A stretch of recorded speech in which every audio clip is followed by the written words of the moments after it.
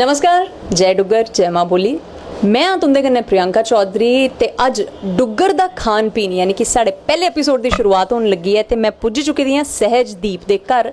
सहजदीप एक शेफ ने, एक सिंगर भी न ते आवाज़ां आवा करदियां ने कि रसोई च बड़े मशरूफ ने। उनेंगी पता चली चुके दा कि अस भी आई चुके दे न क्योंकि तैयारी उंदी पूरी जोरों शोरों कन्नै लग्गा करदी है। तो चलो दिक्खी लैने किस हिसाब दी तैयारी है जेह्ड़ी इंदी रसोई थमां आवा करदी है। ते हाय सहज, कैसे हो आप? ठीक, आप ठीक हो? मैं ठीक हूँ। आप बहुत अच्छे से तैयारी करो, मुझे लगा बड़े बिजी हो। नहीं नहीं, कोई बात नहीं। तो आज मतलब आज पहला एपिसोड है डुग्गर दा खान पीन। कैसा लगा नाम और क्या इंटरेस्टिंग होने वाला है? नाम तो बहुत अच्छा है, इनोवेटिव नाम है। और आज हम बना रहे हैं डुग्गर कुजीन से मानिया। मानिया मतलब एक ये ना ट्रेडिशनल रेसिपी है जो जम्मू में आई थिंक बनती है। जब किसी की शादी होती है तो जब वो घर आते हैं तो कुछ रस्में होती हैं, उसके साथ साथ इसको खिलाते हैं। अच्छा। हमारे में मानिया कहते हैं, आपके कल्चर में इसको क्यूर कहते हैं। बहुत बहुत नाम है इनके। मतलब सहज ने आज मेरा भी थोड़ा जिहा IQ एक्सपैंड कर दिता है क्योंकि एक नवा वर्ड मैं सहज कोला सिक्खिया है। बड़ी अच्छी गल है।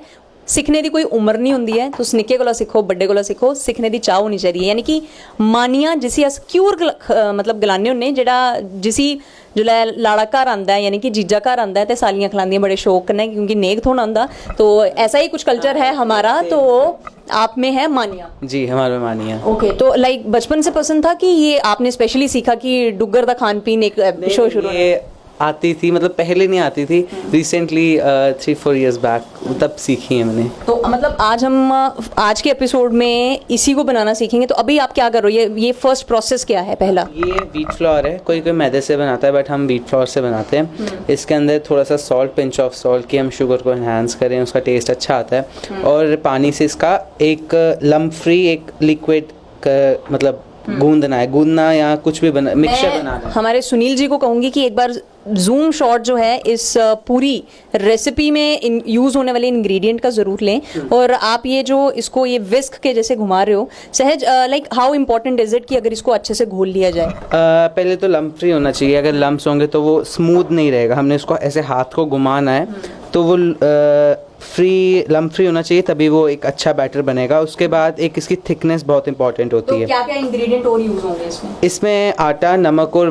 पानी यूज़ हुआ है इसको गूंदने के लिए। साथ में देसी घी फॉर टॉपिंग और रिफाइंड फॉर थोड़ा सा फ्राइंग। अच्छा, मतलब आपने ऑलरेडी, मैंने देखा कि कटोरियाँ वगैरह जो हैं वो ऑलरेडी प्लेट करके रखी हुई हैं। घी और वो है रिफाइंड। अच्छा, तो लाइक कितना ड्यूरेशन का ये प्रोसेस रहता है? क्या ये टाइम टेकिंग प्रोसेस है कि easy recipe to make?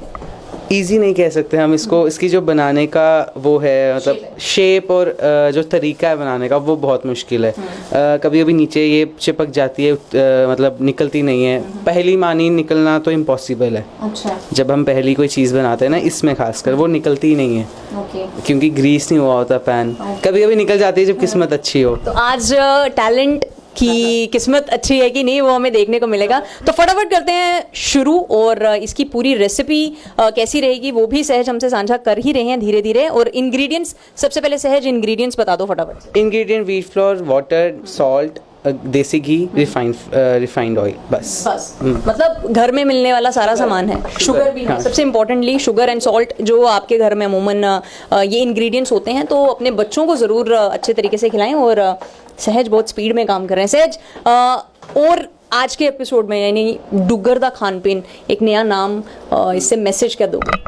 Duggar दा खान पीन मैसेज ये है कि जिसका जितना जो भी टैलेंट है वो एक्सप्लोर करे। खासकर जो जम्मू की एक कैसे पेटेंट रेसिपीज़ हैं उनको ट्राई करो, खाओ, उनको दूसरों को खिलाओ और प्रमोट करो उन रेसिपीज़ को। बस मैं यही कहूँगा। सिर्फ पिज़्ज़ा बर्गर तक सीमित मत रहिए, उसके अलावा जम्मू का बहुत कुछ है। यानी कि जम्मू की गल करा तो मानी, मानिया, घ्यूर होइए, अंबल होइए, दाल चौल होइए या फिर मदरा होइया, और भी बड़ा कुछ है। जे करिए खट्टे मीट की गल करो तो बड़ा कुछ है। तो सहज कन्नै हर एक एपिसोड अस लेइयै आंदे रहोगे। तुस भी कमेंट सेक्शन च जरूर लिखिए दस्सो कि किस चाल्ली दी रेसिपी तुस सहज कोला जेह्ड़ा है ओह् बनवाना चाहते हो। ते बिना टाइम वेस्ट किते दे अस करने वीडियो की शुरू। सानू टेडी टेडी तकदी तू, सानू टेडी टेडी तकदी तू, नी ये गली सरकारी है, ये गली सरकारी है, सानू रोक नहीं सकदी तू। हो सानू टेडी टेडी तकदी तू, सानू टेडी टेडी तकदी तू। हो हो हाय मेरा दिल, हाय दिल लेकर मुझको ना बहलाना, चुरा लिया है तुमने जो दिल को।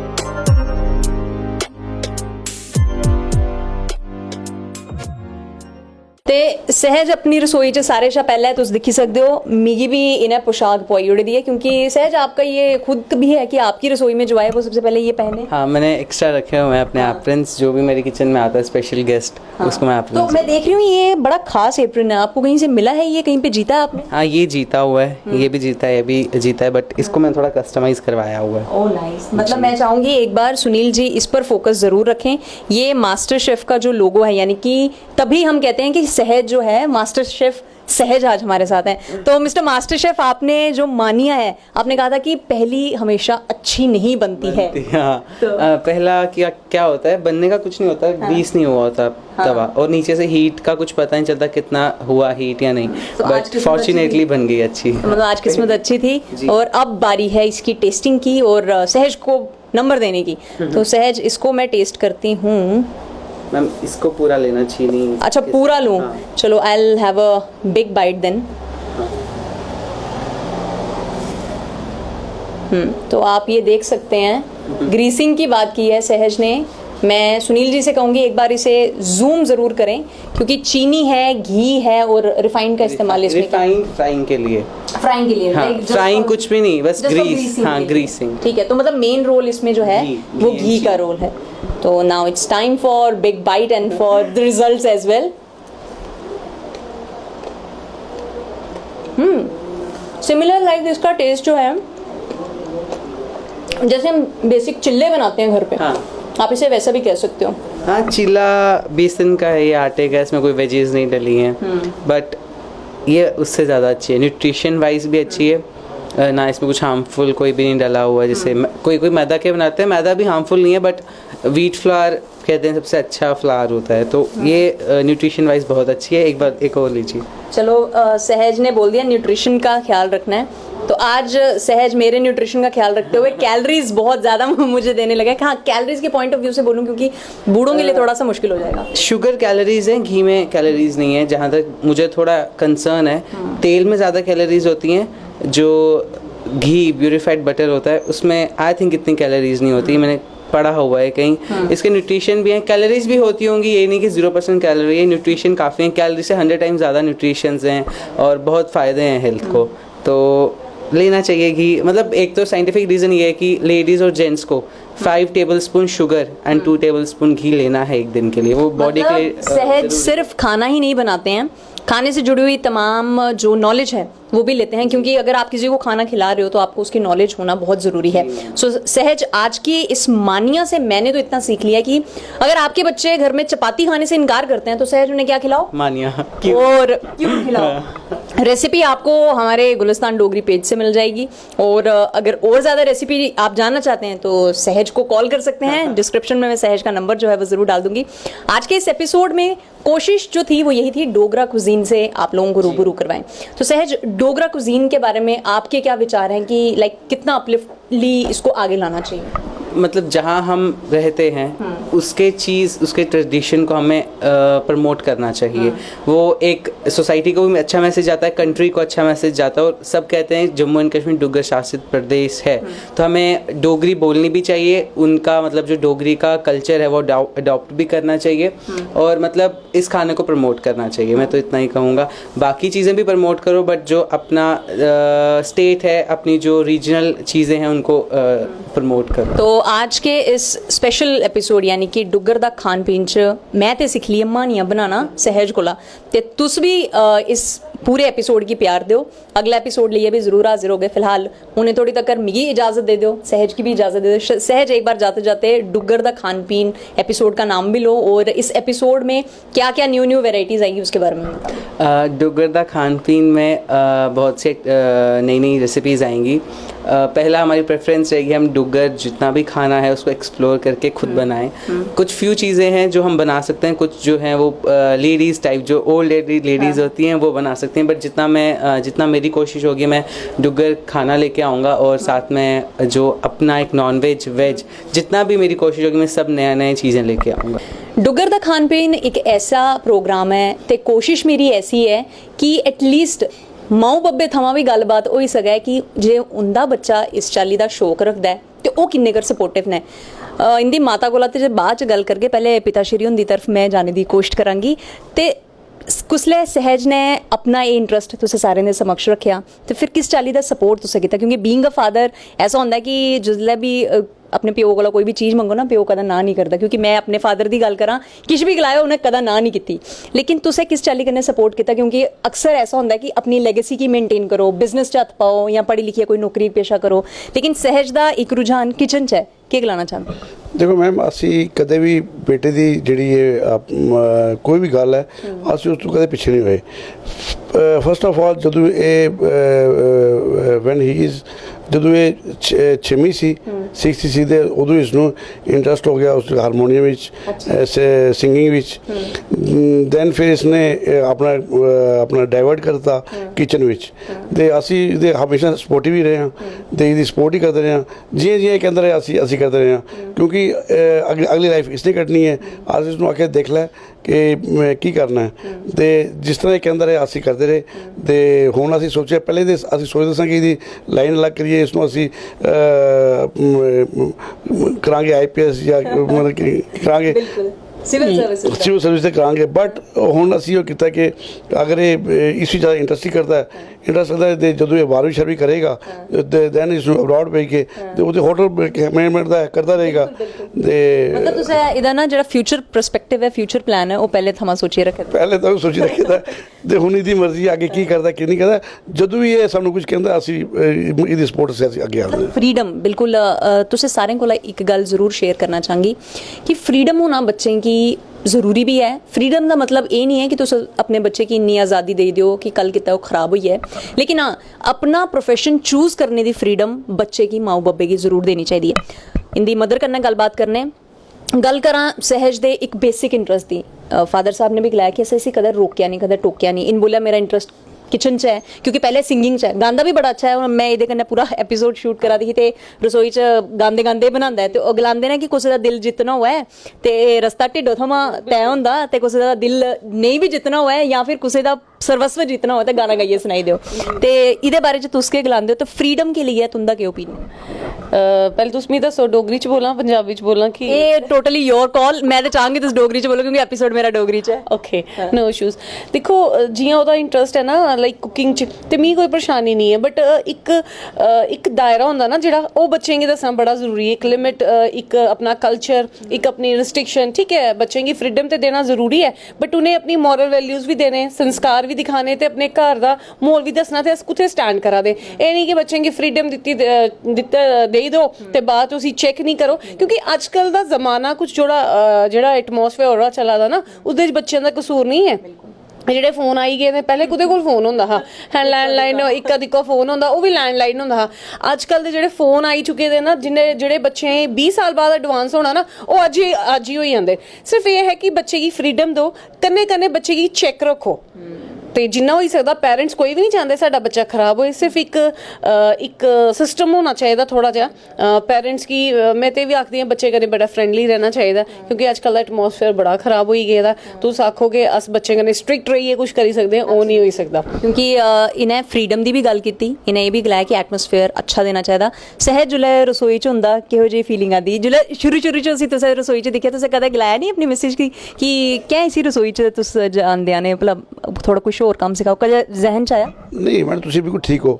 ਮੈਂ ਪਹਿਲੇ ਮੈਨੂੰ ਬੜਾ ਫੀਲ ਹੁੰਦਾ ਸੀ ਕਿ ਇਹ ਰਸੋਈ ਕੀ ਕਰਦਾ ਪਿਆ ਤੇ ਮੈਂ ਕਾਫੀ ਟਾਈਮ ਇਸ ਨੂੰ ਰੋਕਿਆ ਵੀ ਹੈ, ਟੋਕਿਆ ਵੀ ਹੈ ਤੇ ਗੁੱਸਾ ਵੀ ਕੀਤਾ ਹੈ। ਮੈਂ ਯਾਰ ਮੁੰਡਾ ਜੀ ਦੇ ਰਸੋਈ ਕੀ ਕਰਦਾ ਪਿਆ, ਬਿਲਕੁਲ ਬਿਲਕੁਲ।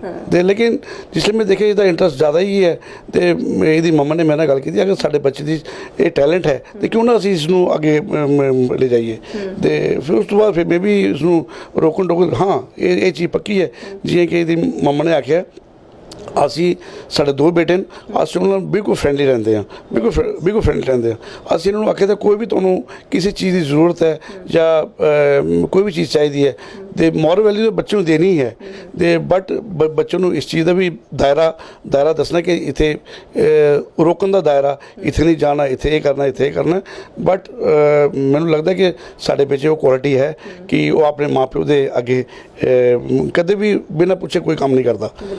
ਸਹਿਜ ਦੇ ਪੇਰੈਂਟਸ ਨੇ ਉसी ਫੰਗ ਦਿੱਤੇ ਨੇ ਕਿ ਤੂੰ ਡੁਆਰੀ ਮਾਰ, ਤੇ ਸਹਿਜ ਦੀ ਡੁਆਰੀ ਕਿੱਥੇ ਤੱਕ ਜਾਂਦੀ ਹੈ ਇਹ ਤੇ ਆने वाले एपिसोड्स 'ਚ ਵੀ ਤੁਸੀਂ ਹੀ ਪਤਾ ਚੱਲ, ਤੇ ਆने वाले कुछ ब'रें 'ਚ ਕਿਉਂਕਿ ਜੇ ਇਹਦੇ ਪੇਰੈਂट्स ਦਾ ਇੱਕ ਵਿਜ਼ਨ ਹੈ ਆਪਣੇ ਬੱਚੇ के लिए ਤੇ ਕੋਈ ਰੋਕ ਟੋਕ ਨਹੀਂ ਹੈ। ਰੋਕ ਟੋਕ ਦਾ ਮਤਲਬ ਇਹ ਨਹੀਂ ਕਿ ਤੁਸੀਂ ਉਹਦੇ ਆने जाने पर कोई लगाम नहीं कसो, ਜ਼ਰੂਰ कसो। आफ्टर ऑल ਇੱਕ ਡਿਫਰੈਂਸ ਜਿਹੜਾ ਕ੍ਰੀਏਟ ਹੋਇਆ सोसाइटी 'ਚ कि तुस पढ़ी लिखी जागे ताइयां तुसें कुछ बनना है, ऐसा ज़रूरी नहीं है। अपने बच्चे का हुनर पहचानने की जी एक जरूरत है, एक जी कोश्ट है वो जिन्नी माऊ बब्बे की करनी चाहिए, मिगी नहीं लगता हूँ किसी होर की भी करनी चाहिए। एक बड़ा बेसिक जिहा सवाल है, रिश्तेदार कदा भी घर आते हैं तो अपने बच्चे का ना कंपैरिजन करना शुरू कर देंगे हैं। तो सहज आस्ते एक बड़ा चैलेंजिंग फेज निकले होना किस टाइम पहले कि चैलेंज इस वजह है कि उसी अकेडमिक्स से भी बीट करना है। अगर उसके पेरेंट अगर चाहते हैं कि 90% हो तो हमारे बच्चे के भी 90 आए, कदे ऐसा सिचुएशन आई हो? क्योंकि सहज के पॉइंट ऑफ व्यू कन्नै मैं दिखा अजे तो 10th च है पर कुदे ना कुदे एक स्ट्रेस तो है।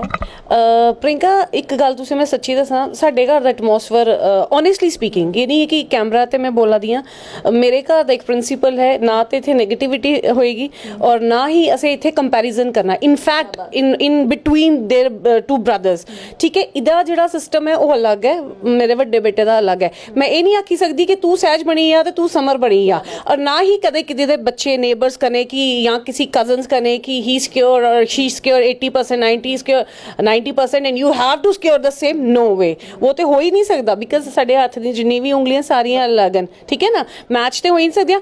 अपने बच्चे च दिखो कि अपना बच्चे दे च टैलेंट की है, लोकें बच्चे दिखिए सड़ना या उसी आखना कि तू वो बनी आ, दैट्स नेवर पॉसिबल, वो तो हो ही नहीं सकता। से मेरा एक मैसेज है बीइंग अ मदर, पेरेंट्स की कदे भी किसी दे बच्चे कने कंपैरिजन नहीं करना, बिकॉज अगर तुस किसी दिखिए चल गए ना तुंदा अपना भी खत्म हो ही जाना फिर, बिकॉज कंपैरिजन करना वो बच्चे च भी डिमोरलाइज। सानू वो चीज़ जिहड़ी अपने घरें च नेगेटिविटी नहीं आने देनी चाहिए है। सरदार साहब तुसीं कोला ही जानना चाहांग, जांदे जांदे एक मैसेज जिहड़ा एटलीस्ट पेरेंट्स आस्ते एक मैसेज होना चाहिए, तो फादर फिगर जिहड़ी हुंदी ना काफ़ी ज़्यादा, क्योंकि तुसें सोसाइटी च भी उठना बैठना ज़्यादा हुंदा है, तुंदी वाइफ भी पोलिटिकल बैकग्राउंड च ने, ते कुदे ना कुदे दिक्खा जाए तो एक फीमेल आस्ते अपने बच्चे उपर एक इंपैक्टफुल मतलब परछावां देना जरूरी भी है, तो वो बेहतरीन तरीके कन्नै करा दी में ना।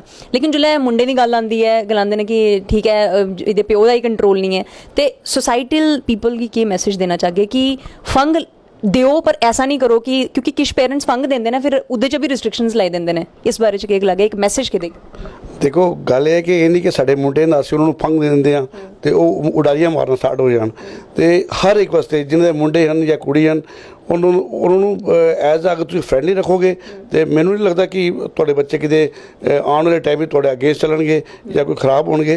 ते मैं तो सारे पेरेंट्स नूं इहो मैसेज देना चाहना, तुसीं पहले अपने बच्चे का ट्रैक देखो, तुहाडा बच्चा किधर जा रहा है।